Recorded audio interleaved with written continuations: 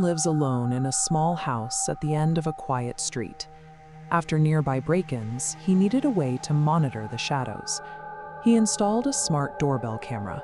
It was a logical choice, a digital sentry designed to provide an objective record of everyone approaching his front door. For the first few weeks, the system was unremarkable. It documented mail deliveries and passing cars, creating a predictable, quiet digital log. The camera provided a sense of control, based on the assumption that any threat would have to arrive from the outside.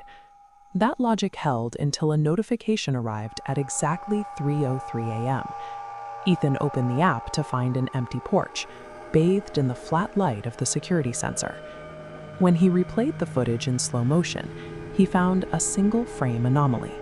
A dark, faceless figure was standing inches from the lens before vanishing. The following night, the camera captured a man in a black raincoat. He didn't move or try the door.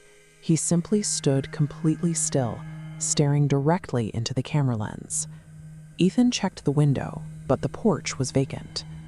On his phone screen, however, the figure remained. The camera's digital output had decoupled from the physical world, offering a window into a space that shouldn't exist. On the third night, the app sent a notification the hardware wasn't designed to generate. Motion detected, inside home. This diagram shows the camera's exterior field of view, yet the system flagged a movement pulse from within the living room. Opening the live feed, the glass acted as a mirror, creating a line of sight back into the house. In that reflection, a figure was standing in the hallway, positioned directly behind Ethan's shoulder. The camera had captured an interior presence that the physical sensors had never detected outside.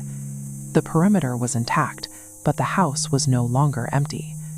Ethan spun around, but the hallway was vacant. There was no one there, yet the digital feed on his phone continued to show the figure. The app triggered an automatic zoom, focusing on the surface of the door.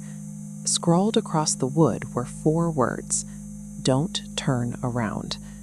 The house remained silent to Ethan's ears, but the phone's speaker began to broadcast the sound of heavy, rhythmic breathing.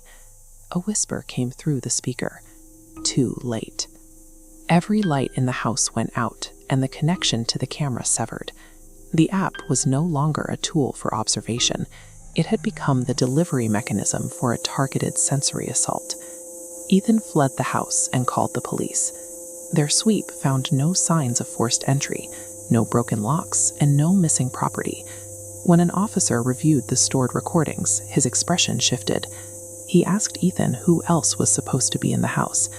The camera had recorded a clip from an impossible angle, looking through the living room window into the darkness of the home. In the footage, a figure is sitting on the couch in total darkness. It is an exact, smiling replica of Ethan. The recording showed Ethan's own face looking back at the camera from the inside, while the physical room the police were standing in remained empty. By the next morning, the camera's storage had been wiped.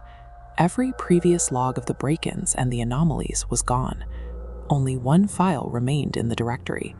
Its timestamp was not from the night before.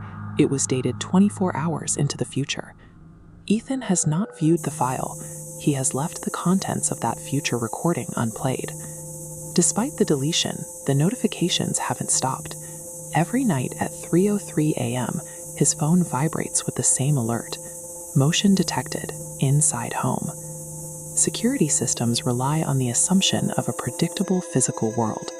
When those systems begin documenting a future we cannot change, the digital perimeter becomes a cage.